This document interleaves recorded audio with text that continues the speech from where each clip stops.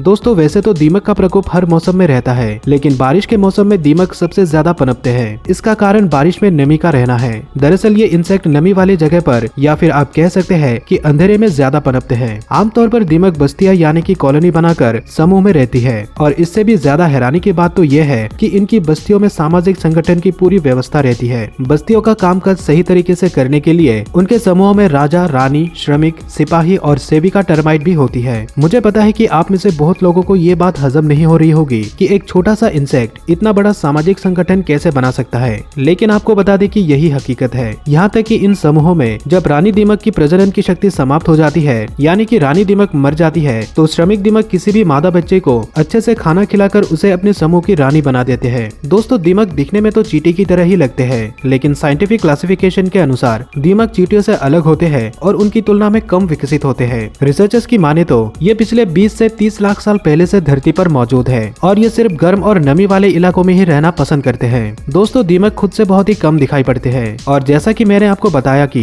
ये समूहों में बस्तियां यानी कि कॉलोनी बनाकर रहते हैं। इनके कॉलोनी यानी कि घरों को टर्माइटेरियम कहा जाता है, जिसे ये मिट्टी, पानी और अपनी लार से बनाते हैं। दरअसल दीमक हल्की गीली मिट्टी में अपना लार मिलाकर टर्माइटेरियम का निर्माण करते हैं। इनके लार में मौजूद सब्सटेंस धूप में सूखकर कठोर और मजबूत हो जाती है। दोस्तों आज टर्माइटेरियम आपको हर देश में देखने को मिल जाएंगे। टर्माइटेरियम के अंदर बड़ी संख्या में छोटे छोटे सेल्स होते हैं जिनमें ये रहते हैं। ये कई बार जरूरत से ज्यादा ऊंचे और कई अलग अलग प्रकार के नजर आते हैं, जिसे देखकर अक्सर लोग इसे टीला समझने की गलती कर देते हैं। दोस्तों वैसे तो आमतौर पर टर्माइटेरियम 4 से लेकर 10 फीट तक ऊंचे होते हैं, लेकिन कुछ जगहों पर ये 20 फीट के भी पाए जाते हैं। दक्षिण भारत के पूर्वी तट पर काफी ऊंचे टर्माइटेरियम दिखाई पड़ते हैं, और सिर्फ भारत में ही नहीं बल्कि विदेशों में भी आपको ऊंचे टर्माइटेरियम देखने को मिल जाएंगे। आपको जानकर हैरानी होगी कि कई रिसर्चर्स को ब्राजील के उत्तरी पश्चिमी इलाके के जंगलों में दीमकों द्वारा बनाए गए ऊंचे टर्माइटेरियम मिले हैं, जो दिखने में बिल्कुल किसी टीले की तरह नजर आते हैं। इन रहस्यमय टीले से मिट्टी लेकर जब कार्बन डेटिंग की गई तो पता चला कि ये करीब 4000 साल पुराने हैं, और अगर बात करें इनके साइज की तो इनका आकार ग्रेट ब्रिटेन जितना बड़ा है। दोस्तों ये टर्माइटेरियम करीब 88,000 स्क्वायर माइल के एरिया में फैला हुआ है। दीमकों द्वारा बनाई गई ये आकृतियां 8 फीट लंबी और 30 फीट तक चौड़ी है, और यहाँ थोड़ी थोड़ी दूर पर कई टीले बने हुए हैं। कुछ टीले तो 60 फीट तक चौड़े हैं। गूगल मैप से देखने पर यह पता चलता है कि जितने इलाके में ये टीले बने हुए हैं वो गीजा के 4000 पिरामिड के बराबर है, और इनकी संख्या 200 मिलियन के करीब है। दोस्तों अगर दीमक के समूह की बात करें तो इनमें केवल एक रानी दीमक होती है,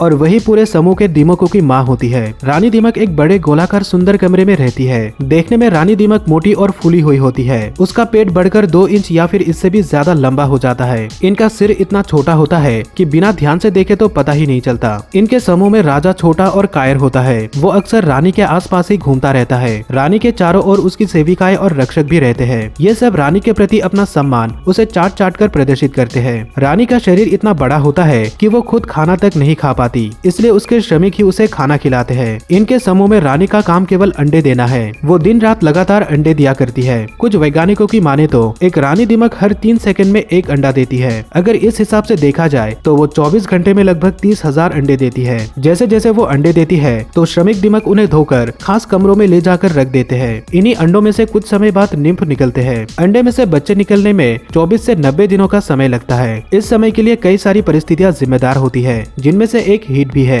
अगर हीट कम हो तो समय ज्यादा लगता है। निम्फ रंग रूप में एडल्ट जैसे ही होते हैं, लेकिन आकार में छोटे होते हैं, और उनके रिप्रोडक्टिव ऑर्गन भी नहीं होते। लेकिन कुछ समय बाद वो मोल्ड करके एडल्ट रूप धारण कर लेते हैं। दोस्तों शुरुआत में सभी निम्फ एक जैसे ही होते हैं। बाद में उन्हें अलग अलग प्रकार का खाना खिलाकर श्रमिक, सेविका, सिपाही या फिर रानी बनाया जाता है। इनमें से किसी एक साधारण बच्चे का खास ध्यान रखा जाता है और उसे विशेष खाना खिलाया जाता है, जिससे वो आगे चलकर रानी बन जाती है। यानी कि अगर बच्चे को सिपाही बनाना है तो उसे बिल्कुल दूसरी तरह का खाना दिया जाता है। इनमें जो रानी दीमक होती है वो 4 से 5 साल तक लगातार अंडे देती रहती है। इसलिए जब वो बीमार होती है या फिर उसकी अंडे पैदा करने की गति कम हो जाती है तो श्रमिक दीमक उसके खाने पीने पर और भी ज्यादा ध्यान देने लगते हैं। लेकिन जैसे ही रानी दीमक अंडे देना बिल्कुल ही बंद कर देती है तो उसका खाना भी बंद कर दिया जाता है, जिससे वो कुछ ही दिनों में मर जाती है। तब श्रमिक दीमक उसके शरीर को लगातार चाटना शुरू कर देते हैं। उनके मुंह से निकलने वाला पदार्थ इतना ज्यादा पावरफुल होता है जिससे वो धीरे धीरे रानी दीमक के शरीर को पूरी तरह से खत्म कर देता है, जिसके बाद सभी श्रमिक दीमक मिलकर उसकी जगह पर एक नई रानी को बैठा देते हैं।